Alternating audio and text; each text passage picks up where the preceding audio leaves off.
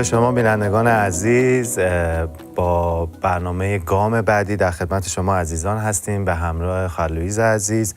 امیدوارم که از این برنامه برکت کافی رو بگیرید. ما در برنامه گذشته در رابطه با تنبلی صحبت کردیم و در رابطه با عدم انضباط روحانی. در این قسمت از برنامه میخوایم که طبق برنامه گذشتهمون میخوایم که بپردازیم به موانع رشد روحانی که این قسمتش مربوط بشه به محیط ناسالم. قبل از اینکه به این موضوع بپردازیم، اگر لویز جان سلام علیکی دارید خدمت بینندگان بفرمایید و این موضوع رو با هم دیگه شروع کنیم. ممنونم دانیال جان، خوشحالم در خدمت شما هستم، همینطور در خدمت بینندگان عزیز.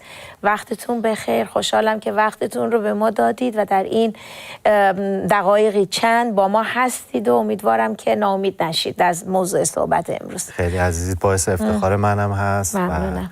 و خیلی خوشحالم که میتونم در کنار شما این خدمت رو انجام بدم. در خدمتتون هستیم، بفرمایید. ممنونم دانیال جان. به همونطور که اشاره کردید میخوایم راجع به محیط ناسالم صحبت بکنیم. یا اصلا کلمه‌ش هم قشنگ خیلی چی میگن خودش رو توضیح میده، محیط ناسالم. البته وقتی از محیط ناسالم صحبت میکنیم منظور ما اصلا طبیعت و آب و هوا و نمیدونم چی میگن بارون و این اصلا منظور نیست. محیط چیز بیرونی نیست، گرچه اینا بی تاثیر نیستن. تأثیری دارن ولی اونطوری که باید تأثیر سازنده داشته باشن نه. منظور شیوه زندگی سالمه از نظر روابطی که در زندگی شخص تأثیر زیاد میذاره و انگیزه ایجاد میکنه یا انگیزه رو از بین میبره، تشویق کننده است یا اینکه مایوس کننده است. چون اینا همه برمیگرده به اینکه مسئله محیط چطوره. به محیط روابطی منظور میخوام بگم. محیط میتونه روی رفتارهای فردی همینطور روی انگیزه های افراد اثر بذاره و ما در این مورد خوب صحبت کردیم در برنامه قبلی. ما در مورد محیط میخوایم ببینیم که چه تأثیری روی روحیه فرد میذاره که روحیه فرد در واقع انگیزه قسمتیش میتونیم به این اشاره بکنیم. محیطی که خیلی استرس، خیلی توش فشارهای روحی باشه 100% به روح و روان فرد اثر میذاره. پس بیشترین چیز مسائل روابطی انسان ها هستن که این مسئله رو در واقع ایجاد میکنن. محیط ناسالم از طریق روابط انسانی هست. استرس و فشار رو انسان ها ایجاد میکنن. گفتم چیزای طبیعی اونقدری که باید اثر بذاره نیست. ممکنه یه سانه چی میگن از این سوانه طبیعی باشه، آره اثر میذاره، ولی به شکل روز به روز در برنامه ریزی های چیز مسئله روابطیه که گفتم. چیزی که محیطی که استرس باشه، فشارهای روحی توش باشه اثر میذاره. اصلا استرس خودش روی جسم و روح و روان شخص خیلی تأثیر گذاره. فرمول اینه: محیط سالم، افراد سالم.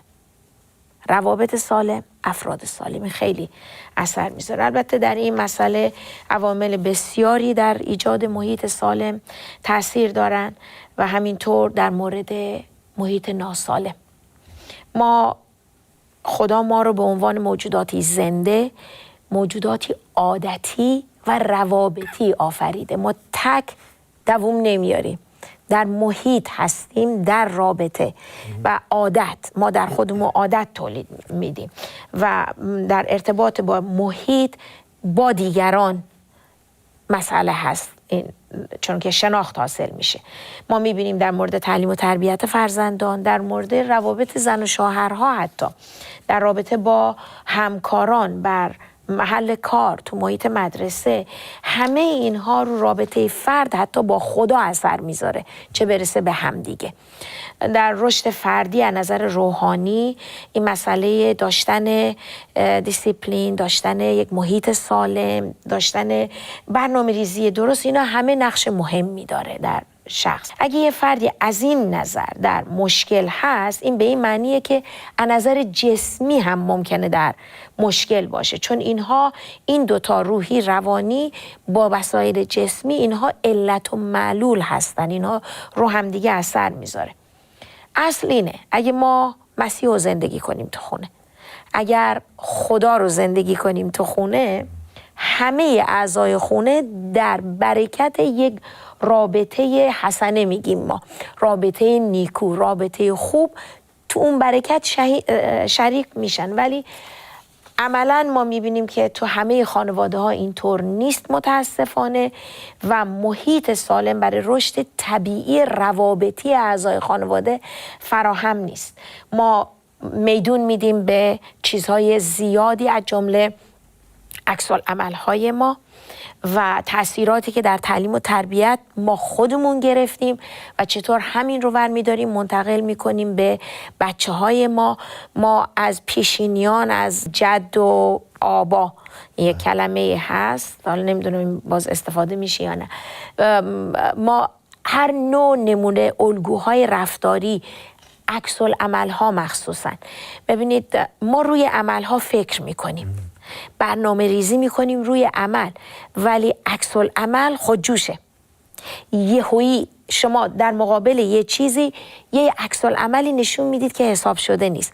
اون عکس‌العمل‌ها در محیط شکل میگیره با دیدن پدر مادر. ما تو کتاب امثال باب 22 آیه 6 میگه طفل رو به راهی که باید بره تربیت بکن که این تا زمان پیری از اون انحراف نمیپذیره. چرا؟ برای اینکه در اون 6 سال اول اهمیت تعلیم و تربیت و داشتن یه محیط سالم خیلی مهمه برای بچه.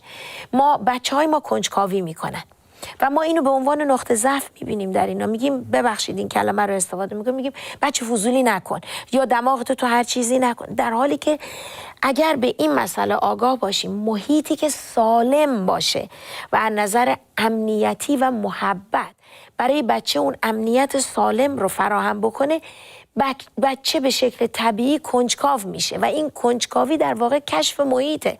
این به این حساب نیست که میخواد پدر یا مادر رو براش کار تولید بکنه. مادر میگه که من تازه اینجا رو تمیز کردم، مرتب کردم، یا نمیدونم تازه جارو کردم، تو ریخت و پاش کردی، اسباب بازیات ورداشتی ریختی. نه، این داره در یه چیزی اکتشاف، در مسئله حادثه جویی، در مسئله اکتشاف محیط داره اطلاعات کسب میکنه. ما اینو به عنوان نقطه ضعف میگیریم.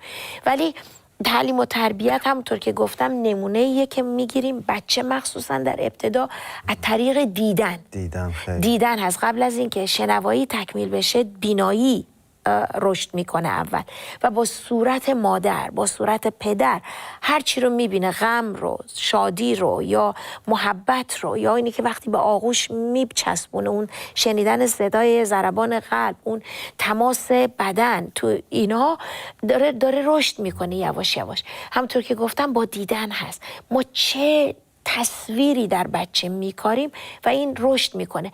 متاسفانه تصویری که ما اغلب داریم و این عمومیت داره، تصویری که پدر مادر در ما گذاشته. ما اون نمونه هر مدل مادر عکس‌العمل نشون میده، مخصوصا تو سنین پایین، خود تا 6 سالگی اغلب از طریق مادره.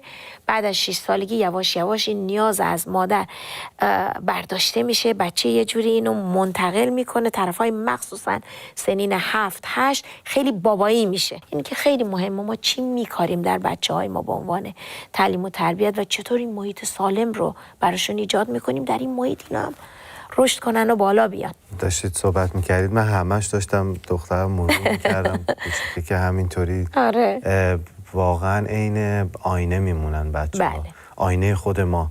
وقتی که بهشون نگاه میکنی، رفتاری که انجام میدن، صحبت میکنن، مدل حرف زدنشون، ریاکشناشون و عکس‌العملاشون رو میبینم که آینه خودمه.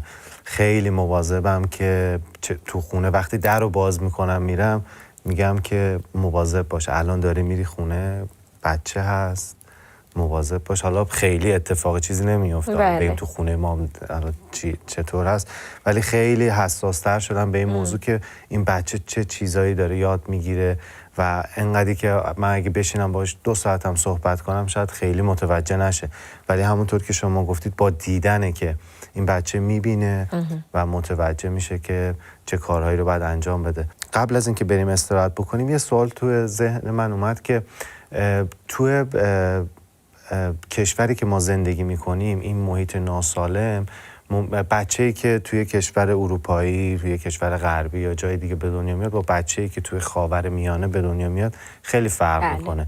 پس محیطم از لحاظ کشوری من فکر میکنم که بستگی هم داره.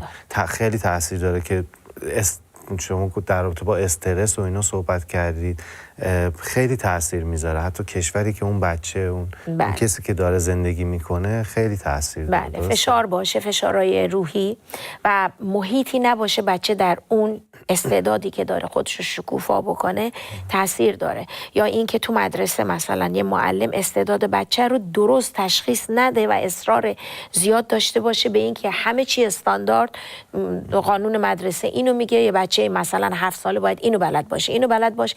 باز گفتم ما در مورد انسان ها داریم صحبت میکنیم، همه چیز نسبیه در مورد انسان ها، مطلق نیست، یه استثناءات هست اونجا. یه بچه‌ای که تو ورزش خودشو نشون میده میبینیم زیاد حرکت جنب و جوش داره، مشخص میکنه. یا یه کسی که موسیقی در اینی که داره تفکر میکنه با انگشت دستش میبینیم داره ضرب میگیره روی چیز. معلم نقش داره، جلوتر از معلم پدر مادر هستن که در این مورد میتونن به بچه کمک بکنن. و ما به عنوان والدین حقیقتا یکی از وظایف مهمی که داریم، حالا چه در مورد مسائل سیاسی زمان باشه، فشارهای بیرونی باشه، بچه اگه از داخل خونه خیالش راحت باشه با مسائل بیرون میتونه بجنگه.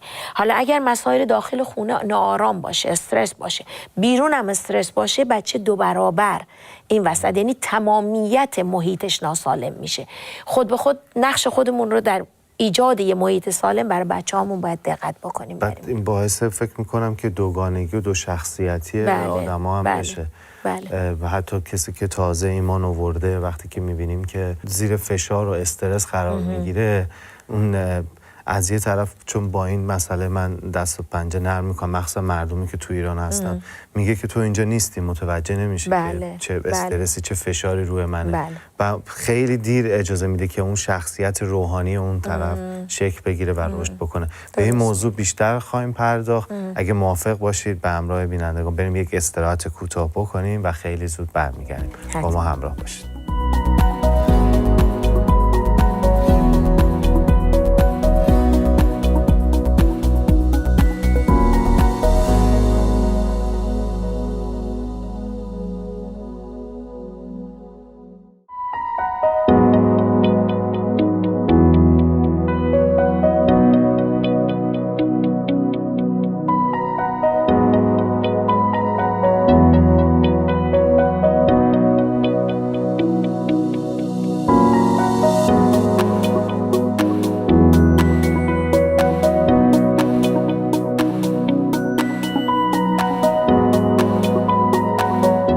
خوشحالیم که در خدمت شما عزیزان هستیم. ممنون که تا به این لحظه پایین برنامه نشستید و ما رو تماشا میکنید. لویز جان، قبل از اینکه بریم استراحت بکنیم، شما در رابطه با محیط ناسالم صحبت کردید و جاها، آدمها چه تأثیراتی میتونن داشته باشن. من داشتم میگفتم که کسی که ایمان داره، مخصوصا کسایی که توی خاورمیانه هستن یا از جمله کشور خودمون، وقتی به مسیح تازه ایمان میارن و اینا، تو اون شرایط، تو اون فشارهایی که هستن، از پس این موضوع بر بیان، رشد بکنن، از این مسیر، از اون فشار اولیه در بیان که بتونن اون شخصیت، از اون شیرخوارگی در بیان، همونجور که کلام خود به اون بلوغ روحانی برسن. خیلی خیلی سخته. میخواستم که اگه برای کسایی که تازه دارن برنامه رو میبینن یا کسایی که تازه ایمان آوردن، چطور میتونن این موضوع رو از پسش بر بیان و رد بکنن؟ چون واقعا خیلی سخته. خیلی تنش‌آمیزه. اتفاقا درست میگید. برای کسایی که در یه محیط فشار و خصوصا از نظر کاری، محیط بیشتر اقتصادی، حتی بگیم سیاسی اقتصادی، تحت فشار هستن، آسون نیست زندگی. و میدونم ما گفتیم اگر درون خونه شخص خیالش راحت باشه، به مسائل بیرون راحت تر میتونه بپردازه. ولی وقتی این سوال شما مطرح کردید، یک یک در مزمور گفته ای از داوود هست، دقیقاً حضور ذهن ندارم مزمور شماره چنده، ولی اینو میگه، شروعش با اینه: چرا شریر موفقه، چرا خونه داره، زندگی داره، بچه‌هاش همه چی براشون فراهمه، عمر طولانی داره، اینه یه عالمه گله و شکایت، چرا عادلان اینطوری نیستن. بعد درست وسط مزمور میان میگه اون تا خیلی کلیدیه، میگه تا که به هیکل خدا وارد شدم، یعنی که داخل معبد شدم. میگه وقتی که قرقراشو کرد، اومد رویارو با حضور خدا شد، اصلا لحن موضوع عوض میشه، برمیگرده به پرستش که خداوند و موفقیت حقیقتا در تو، کامیابی در تو هستی که راه منو مهیا میکنی. قشنگ شروعش با گله و شکایت، قسمت دومش با پرستش و تعریف و تمجید از خدا. اون کلمه تا یه جوری اینو به اون یکی وصل کرده. میگم حضور ذهن ندارم دقیقاً کدوم مزمور هست، ولی این هست منظورم. وقتی که در محیطی که شما میبینید که اجحاف میشه به شما، میبینید که اون ارزش هایی که شما برای خودتون قائلید بهش دقت نمیشه، ارزش های فردی نیست و قدردانی نیست، خود به خود بخواید نخواید در یک فشار روحی خواهید بود، یا اینکه میدوید یک عالمه هم پول در میارید ولی برکت نیست تو پول. همه اینها به اون تا بستگی داره، کلمه تا، که وقتی که داخل هیکل میشیم، داخل معبد خدا میشیم، میریم به حضور خدا، رویارو میشیم با خدا، بهترین جاست که هرچی تو دل داریم بریزیم بیرون. و نگران نباشید بیننده های عزیز، اگه تو دلتون غرغر هست، اگه تو دلتون گله و شکایت هست، استرس و فشار هست، مطمئن باشید خدا میتونه از پس گله ها و غرغر ها و ایراد های ما بر بیاد. اتفاقا بهترین جا همونجاست، چون مطمئنه حرف دل ما جای دیگه ای نمیره، داریم به خدا میگیم اینو. و خدا، من خودم این روش رو دارم، وقتا میشه که پیش میاد یه حالت به هم دست بده، برمیگردم به خدا اینو میگم خدا فقط اومدم غرغر کنم و هیچی نگو، ایراد نگی، هیچی نیست، میخوام خودم رو خالی کنم چون پیش تو مطمئنه، خیالم راحته، این حرف از اینجا در نمیره. میرم غرغرام میکنم، میگم مرسی که گوش دادی، کماکان دوستت دارم. این رو بهش میگم. این که برای دوستان عزیزی که در محیط ایمان حقیقتا در به اصطلاح بیرون از خونه، در محیط کار، اینها تحت فشارهای اینطوری هستن، به خدا اعتماد بکنید. من همیشه میگم پس امتحانای ما از امتحانای ما هم به قول معروف تعجب زده نمیشه، هیچ وقتم تا حالا نشده بریم سراغش و برگرده بگه که الان وقت ندارم یا تو مودش نیستم، برو فردا بیا، یا برو حالا هر وقت مود خوبه. هیچ وقت اینجوری نبوده. اتفاقا داشتید صحبت رو میکردید، یاد اوایل ایمانم افتادم. وقتی که تازه ایمان آورده بودم، درخت‌ها همون درخت بودن، آدم‌ها همون آدم‌ها بودن. بعد یه روز داشتم تو خیابون میرفتم، دیدم این برگ‌ها این درخت‌ها چقدر قشنگه، این درخت‌ها هر چیزی برای من زیبا بود، انقدر قشنگ بود این درخت، آدما. بعد به یه دید دیگه نگاه می‌کردم، میگفتم مثلا اگه کسی بوق میزد دیگه عصبانی نمی‌شدم. دیدم که نه، وقتی که ما در حضور خدا مینشینیم، در حضور خدا پیش پاهای خدا میمونیم، درسته که شرایط سخت باشه، اتفاقا تو اون موقع تو بدترین شرایط و سخت‌ترین شرایط بودن، ولی وقتی پیش پاهای مسیح مینشینیم، صدای خدا رو گوش میدیم، خودمون همونجور که شما گفتی پیش خدا غرغری داریم، خودمون رو خالی میکنیم، حضور خدا که میاد، دید ما، چشمان ما، فکر ما، وقتی مسیح رو میپوشیم ما، دید ما، فکر، همه چیز، حتی صحبت کردن ما عوض میشه. درسته. اون موقع است که اون محیط، اگه محیط ناسالمی هست، اگه دوستای ناسالمی دورمون هستن، همه چیز عوض میشه. حتی میتونیم روی اون دوستامون تأثیر بذاریم. و چقدر خوبه که وقتی که ایمان میاریم دوستامون رو درست انتخاب بکنیم که با چه کسایی رفت آمد میکنیم که ما رو دوباره به اون زندگی گذشته که ازش اومدیم ما رو دوباره برنگردونن. بله، خب در یه روند تولد تازه قرار میگیریم. تولد تازه، این کلمه تازه خیلی کلیدیه، یه تولد دیگه نیست، یه تولدیه که وجود نداشته. وقتی کلمه تازه رو به کار میبره یعنی که قبلا وجود نداشته. یه چیز دیگه که خیلی دوست داشتم اگه موافق باشید با در این مورد مقدار صحبت بکنیم، مسئله نداشتن اولویت هاست. اولویت های درست، اون ارجحیت هایی که واقعا باید مرتب بشه، برنامه ریزی غلط، اینم میتونه مانع رشد باشه، چون وقت ندادیم، مرتب نکردیم، برنامه ریزی نداریم. این برمیگرده به تنظیم برنامه، برمیگرده به برنامه ریزی و اینم یکی از عوامل عدم رشد روحانی فرده و نداشتن انضباط روحانی، نداشتن برنامه ریزی. اینا تعادل زندگی رو به هم میریزه. زندگی میشه هرچه پیش آید خوش آید، این نیست. زندگی برنامه ریزی میخواد، هر فردی باید برنامه ریزی بکنه و اون ارجحیت‌های زندگیشو درست ترتیب بده، مرتب بکنه، باید یاد بگیره اینو. مخصوصا این مسئله در درجه اول خودشو تو خانواده نشون میده. تو خانواده خیلی هست که ما یاد میگیریم برنامه ریزی رو. پدر مادر اگه یاد ما ندن یا اینکه خودشون اگه یاد نگرفته باشه، این سلسله به قول معروف ادامه خواهد داشت و این خودشو تو خانواده است.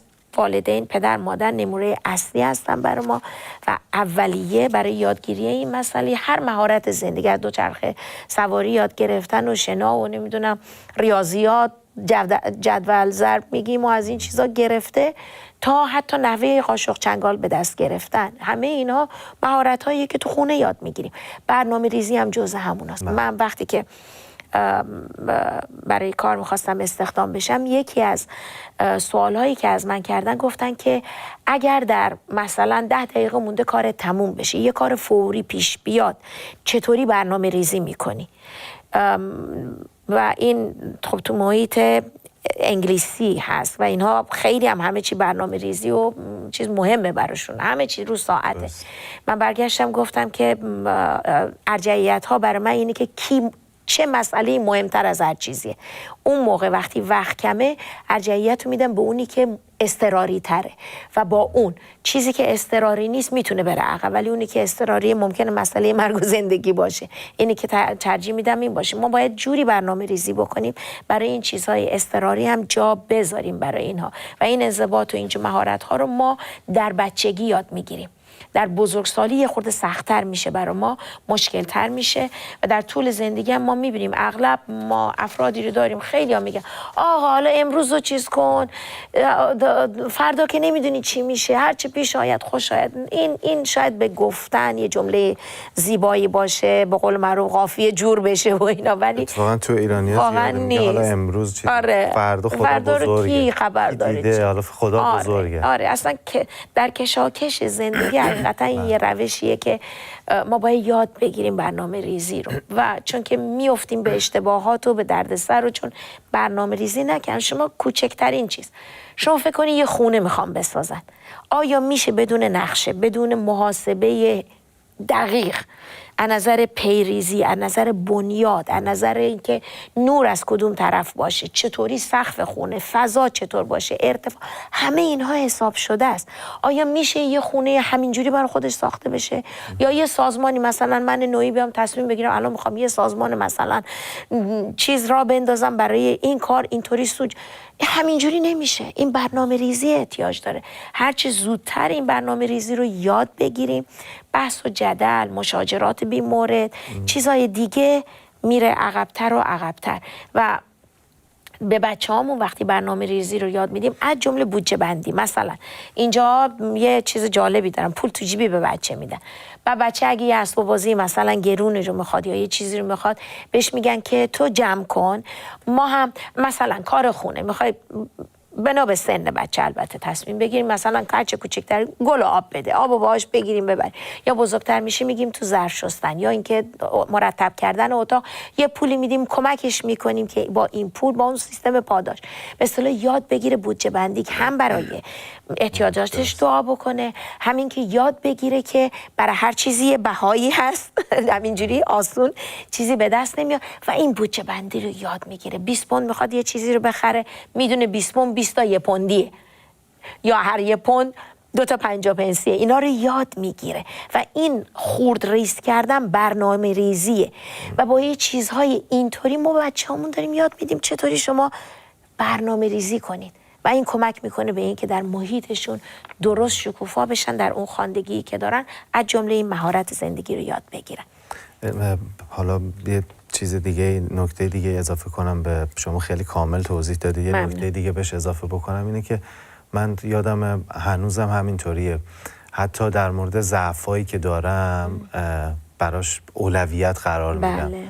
اول نوشتن خیلی کمک میکنم، شاید توی ذهن من بیادش، من اینا رو اولویت بندی میکنم، بعد میام شروع میکنم، خب میگم که این خیلی مهمتر از همه است، شروع میکنم به طور خاص برای اون موضوع دعا کردن. یا بالعکس چیزایی که برنامه ریزیایی که دارم یا حتی اگه تازه ایمان آوردم برنامه ریزی برای آینده دارم، میتونم اینا رو اولویت بندی کنم، بنویسم و بتونم که با برنامه ریزی درست برم جلو. کاملا. مرسی لویز جان، خیلی برکت گرفتیم. امیدوارم که عزیزان این برنامه هم باعث بنا و برکت شما عزیزان شده باشه. تا درودی دیگر شما عزیزان رو به دستای خداوند میسپارم. بدرود عزیزان.